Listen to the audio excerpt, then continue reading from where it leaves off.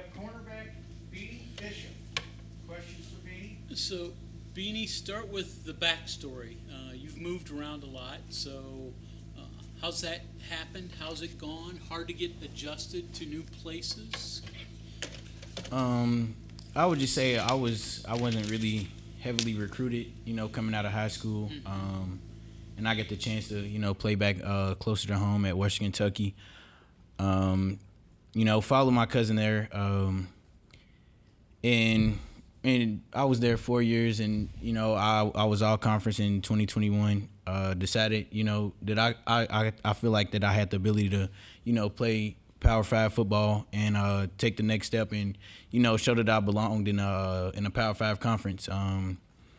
And took my time to Minnesota, played in the Big Ten, and just wanted a bigger role and to be able to have the ability to make more plays on passing game and stuff like that. As you guys know, the Big 12 is more of a passing league, and I wanted to be able to showcase my abilities on defense and in the return game. So the role, is just kind of different here, and just being able to showcase those abilities. Go even further on the backstory. How do you get to name Beanie? What's Beanie? I just got it from my godmom. She was saying my Beanie Baby, and it kind of stuck. Like that name came like it's like as soon as I was born, like the name Beanie just came and it stuck. So, The whole time. yes, sir. You like it? Or you said it embrace it? Yeah, it's nice. And a lot of people, it's a great football name, So, and a lot of my teammates don't know like that. That's not my real name. So it's just like, yeah. Nah, so it's like a lot of guys, and even while at my former schools, like a lot of guys didn't even think like, oh yeah, Beanie's his real name. Like I'm like, okay, so like the guys don't ask, I don't tell them. So, What is Shannon Bishop Jr. Okay. But Beanie Bishop, it rolls. It just like Beanie Mantle, yes sir. It just a rolling name. yes sir. So your grandma hooked you up. Well, God, mom. Yes sir. Yes sir. We talked to Shadon Brown a couple weeks ago, and he was talking about you. The word he used over and over was alpha. What does that mean to you and for your position coach to call you that? They just it kind of just means like leader, like you lead by example, and kind of show guys the right things to do, and just talk to them, like even if they like mess up or anything, just like make sure everyone's poised, and just make sure they keep their head up. If they make mistakes, like we can go watch film and correct them and those kind of things. And like we have a few guys that's that we expect to play that's kind of young, and just getting them ready to play and stuff like that. So just bringing the energy every day. I like have to do that. So just getting the guys ready. Like I don't have to get guys motivated, but just in case they need a little extra motivation, I'm there to help lead the guys.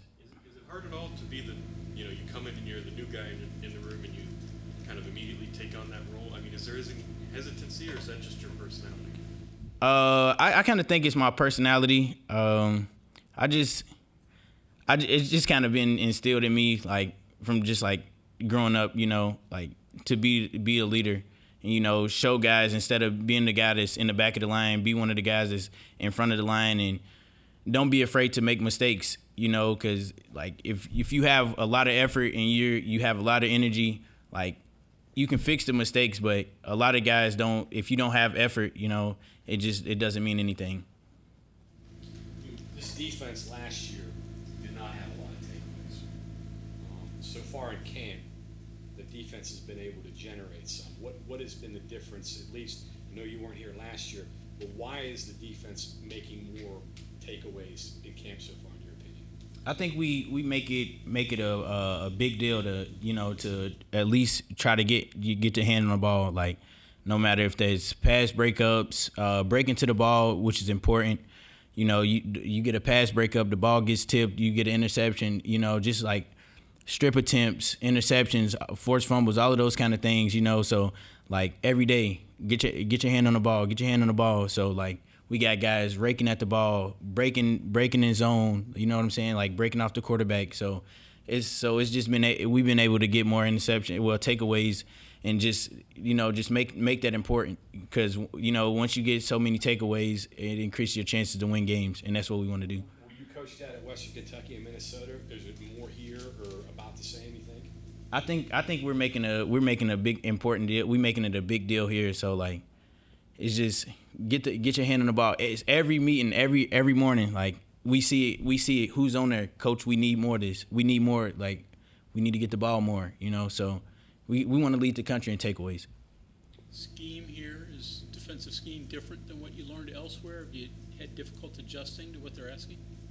No, because I've been in different defenses and got to learn it fast. So I just go in and with our GA, and like if I have any trouble with anything, I kind of just look at the play calls and just try to marry them up to like the different calls and see what's the same about them, and just try to do it like that. I didn't study Minnesota's schedule last year. Do you have any familiarity with Penn State? Yes, and I also have a former teammate that went to Penn State, so it's just like I'm looking forward to the game. I think they lost a few guys, so I don't really don't know right now. Haven't been focusing on them. Been focusing on getting better, learning the playbook, and building day by day. So whenever we get closer to Penn State, that's when we'll focus on them. Do you have a familiarity with the Big Ten style? Have you talked to the guys about that a little bit during the summertime, about the differences? Yes, I told them it's going to be a lot of 12 personnel, a lot of under the center play action shots, heavy run game. So like this is going to be a game where we're going to have to tackle. Like we're going to have to be physical, because the Big Ten is a physical conference. So. And it's a heavy run, so we have to be ready for that and, stay on our P's and Q's for the play action shots. Now you talked about, and coaches have talked about you kind of becoming a leader of this defense, or one of them. With the Penn State game kicking off the season, you're familiar with the Big Ten. Have coaches come to you and other players come to you and even looked upon you more of that in that role? Like, given the speech you just gave us right now, are they coming to you, or are you just offering it out? I just like to tell the guys like a little the information that I know and stuff like that from playing those guys. Obviously, they have a different quarterback, they have different receivers, different running backs and stuff like that. But just like the play calling, I think is going to be kind of similar as far as like heavy run game and play action shots. So just like those that little information, just being able to give to my teammates, I think that is vital. There's been a big emphasis on tackling more and being more physical this fall camp. Can you see a difference in that here compared to other fall camps and previous stops? Yes, I see guys just flying around to the ball. Coach says just be aggressive. Like our motto is effort, aggression together. So like as long as you have effort and you're aggressive, like just fly around to the ball. A lot of guys, don't be scared to shoot your shot. Don't be scared to miss tackles, because you're going to have 10 other guys that's, pursuing to the ball. So guys are flying around. Based on what you've seen, and take yourself out of the equation, who's the best open field tackler on the team right now? Let me see. Best Jacoby, he's been doing very, very well. Anthony Wilson too as well. He's like flying. He's flying around. So Not a big guy either. He's not that big. Yeah, he's like one of the best tacklers on the team. You mentioned that leadership comes naturally through your personality, but where do you think your personality came from? Who was it that got you to come out and be the way you are, and understand that you don't want to be at the back of the line, but you want to be at the front, and that? I think my parents and some of my coaches, like my dad says, stay ready so you don't have to get ready. Like so you want to be at the front. The more reps that you get, like the more chances you have to learn. So I like to be able to learn from either mistakes or things that I did well, so I can build on those or fix the mistakes. You're obviously outgoing. I mean, you're not shy. Where does that come from? I just think my parents, my mom, she likes to talk a lot. So and just. Yeah, she's probably gonna be mad at me for saying that, but it's just how it is growing up. And yes, sir. And I, just being able to grow up around like different kind of people and different cultures, like I feel that I can gel well within any culture or organization. Like, I think I can just fit right in. Want to be a television personality? Yes, sir. Hopefully, I work around a lot of people, so. You know, Beanie, kind of going back to your backstory, like you said, at Western for 4 years, probably your best stretch there was in the last month and a half. How much did you see that kind of changing your life and giving you some of the opportunities you've had since then? It changed a lot of stuff. Because that kind of helped lead me to being able to, be first team all conference defense. So like that just opened up a lot of doors. Being able to learn, going to Minnesota and being able to, just be able to play in Power 5 and just to see what those different atmospheres are like, and being able to learn from different coaches and be able to gain knowledge on different ways to watch films, study playbooks, and just different things like that, and just being able to get all of that information and be able to share it with other guys as well. Like, I don't just hold information that I learn for myself because that's not beneficial to everyone. And I like to be able to, help the next person try to be, at least, give them the information that I got along the way. Did you like rowing the boat? It was something I had to do. I mean. It's a unique philosophy they got there. Yes, sir. You're a 2-on-1 player. I mean, you're also a returner. Talk about the value that brings to West Virginia, because not only your cornerback, but return game. I think that'll be able to help us. I think last year we wasn't really did that well in kick return. So just being able to, bring some of that defensive physicality to the offensive side as far as like return, because that makes up a large part of the game as well. So just being able to help us in whatever way I can is important. And, also like help me get to the next level as well. Was that discussed in your recruiting about your ability to return kicks? Yes, sir. Yeah, so that was part of the deal? Yes, sir. You like doing it, you embrace it. It's not just like an end to a mean, like you like it. Yes, sir. Yeah, I tell them any way that I can try to get the ball, because I play, in high school I went both ways, and just whatever way I can get the ball in my hand, whether that's an interception, a fumble recovery, being able to kick return, punt return, like I want to be able to showcase that I'm special with the ball in my hands. Last year, I don't think you returned any kicks or punts, right? And position was your inside of things and outside. It sounds like it's really hard. You could have an all-conference year, but to go someplace new, it's hard to crack and break through. But you've seemed like you've done that here. What's the difference? Is it just having the experience, having done that once, and you know where to push a little bit more, where to put yourself? Yes, it was a learning lesson going through my year at Minnesota. I just learned different things on what to do and what not to do, and also getting a lot of extra hours in the facility. I enjoy being in the facility. I spend a lot of hours, unrequired hours, in the facility, whether that's catching kicks, catching punts, studying film, learning the playbook and stuff like that. Because summer's fast. I didn't come here in spring, so I had to kind of learn the playbook faster than what I did at Minnesota. So just being able to take those lessons that I learned from Minnesota and just incorporate that into my transition here has made everything more smooth. A bunch of cornerback coaches, I'm guessing, too, and it's such a specific position, the way you play it and the way you're taught. Can it derail you a little bit when you're constantly having to not start over, but prove yourself to a new position coach or a new school? Or do you learn so many different things from so many people that it's easier to grab something from everybody and you have a broader base of knowledge? Yeah, I think me having the different coaches helped me a lot, because a lot of the coaches teach different or similar stuff. Majority of them teach similar stuff. With Coach Adon, he has a way of, he lets you play what's best for you. He's not gonna put everyone in the same box.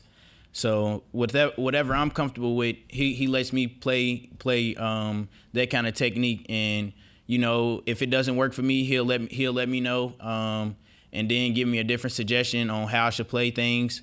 But I think that it helped me having different corner coaches. You mentioned being in the facility so much. Does that change at all with classes starting tomorrow? I mean, it's just an extra load on you? Does that No, I'll get ahead on my schoolwork. On like one of the off days, I'll still be in the facility because this is important. You know, being in my last year, I'll take care of the school stuff. The school stuff come first, obviously. I got to keep my GPA up, and yeah, I'll be around the facility a lot. You already have your degree, so what are you getting your master's in, or what are you continuing? I'm doing sport management. You kind of talked about the different styles, but different cultures. I mean, you were at one place for a while, Western Kentucky, then you went to another place, Minnesota. Now you're trying to learn a new style and a new culture here. Speak to that ability to be able to adapt and adjust to these different styles and ways of people, coaches, the way you learn, all that. I believe that here in Western Kentucky's culture is similar. Okay. You know, as far as like a lot of things, you know, guys are in the facility, you know, they love being here. They're not holding you against your will, you know what I'm saying? So like everyone enjoys their time being in the building, especially me. I love being here. Like I'm glad I made the decision to come here, and just the different cultures, you know, obviously Minnesota's like totally on the other end of the spectrum. So just being able to, you know, see those kind of things, especially, you know, I had a different my first head coach at Western Kentucky was different than I had for the next 3 years as well. So just seeing those different things and understanding the different coaching styles of the head coaches, you know, I know what kind of coach that I would like to play for. You think maybe having fun is underrated? When you play football, it is a game, right? You know, now they talk about being a business and whatnot, but is that underrated maybe as a player, you know, going to a place and enjoying yourself and having fun and playing football? I think for me, that is one of the most important things. You know, you got to have fun, because if you're not having fun, you don't, you know, you kind of get in a slump and all of that kind of stuff. I like to be able to have fun, and it helps me be able to play fast and play free. Yeah. I'm getting it. Did you not have a lot of fun last year? It was hard, you know. I didn't have the rep count as I would like, and as what I thought. I came in, I was thinking that I was going to be able to play kick return or punt return. I didn't have that chance, and then, you know, just kind of the rep situation. So. You said yesterday this is going to be the toughest week of camp. And I asked the other guys this, but what makes these practices harder than last week or the week before? I think it's really physical, you know, and it's getting closer to school, so guys get distracted. So, and it's longer practice. I guess it might be longer practices, you know, tackling, you know, mentally, physically is wearing on people, but you just got to stay focused. So I guess that's why he said it's the hardest, just as far as like mentally and physically as well. Been through a lot of fall camps. Is a week like this where guys really prove themselves, and the guys that can play prove it, and the guys that can't play? Yes, I believe, because, you know, you show your physicality and your aggression, and just your will, you know, because everyone's sore, banged up, and it just shows like how tough are you going to be. Like week 4, week 5, you know, you got a few nicks and bruises. Like, what are you going to do? How are you going to practice? How are you going to prepare? Like, and then when Saturday comes, how are you going to play? You know, and just shows who we can depend on.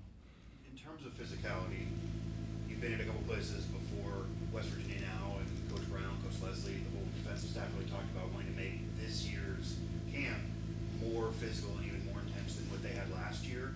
How does the intensity and physicality of being in West Virginia in these practices compare to what you experienced in the past? Because obviously you weren't here last year, but overall. I think we do a lot of thudding and, you know, tackling. So you get to, you know, bang against guys if that's what you like, and, you know, you get to see if he likes to tackle, or if he likes to block or get off blocks, or you just get to see how physical guys are, and it all translates to the game. you know, because the game's going to be physical. You going against the other team, and you know you get to take your best shot at other guys, and you know, because teammates you kind of don't get to, you know, you don't get to hit them, or you got to keep all your players safe and stuff like that. So.